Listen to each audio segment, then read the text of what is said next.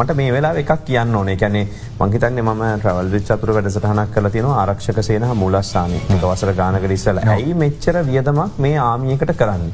ගුවන් හමුදාවට කරන්නේ? එයා ෆෝස් එකට කරන්නේ කියලා මටම ප්‍රශ්නයක් ආවා. හැබැයි මේ ඔක්කොම ආරක්ෂක මූලස්ථානයේ කරපු එකම වැඩසටහන YouTube එකේ තියෙනවා බලන්න පුළුවන්. ඒකෙදි මට තේරිච්ච දේ තමයි එදා මේක එදා මට ජෙනරල් ශවේන්ද්‍ර සිල්වා ඒ අවස්ථාවේදී කියනවා මේ රූම් එකට එකන් ගියා.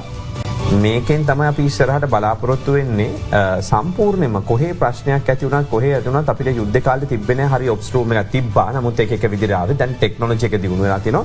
කොතන හිටියත් ඉස්සරහට හමුදාව සන්නද්ධ කරනවා අනිවාර්යෙන්ම ගන්න පුළුවන් විදිහට. ඒ කියන්නේ තොරතුරු ගන්න පුළුවන් විදිහට, වීඩියෝ දර්ශන ලබා ගන්න පුළුවන් විදිහට, එතකොට ඒ සම්බන්ධීකරණය කරන්න පුළුවන් විදිහට, මාධ්‍ය කොහොමද සම්බන්ධීකරණය කරන්නේ? ඕගොල්ලන්ට තොරතුරු ටික මෙතනින් එනවා මෙතනට එනකොට. එතකොට සමස්ත යාන්ත්‍රණයක් රටේ ක්‍රියාත්මක කරනවා කියලා.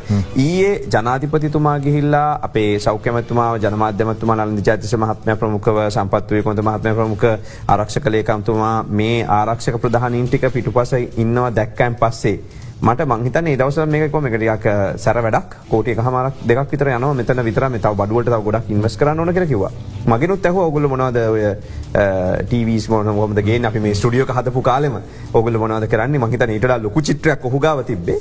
ඔව් මේ මොනවද ඔයගොල්ලෝ කරන්න යන්නේ? දැන් ඔයගොල්ලෝ කොහොමද ඔක ටෙක්නොලොජි එක ගෙනාවේ? කොහෙන්ද ගෙනාවේ? මොනවද කියලා. මට ඊයේ මේකේ අවශ්‍යතාවය තේරුණා ඇත්තටම.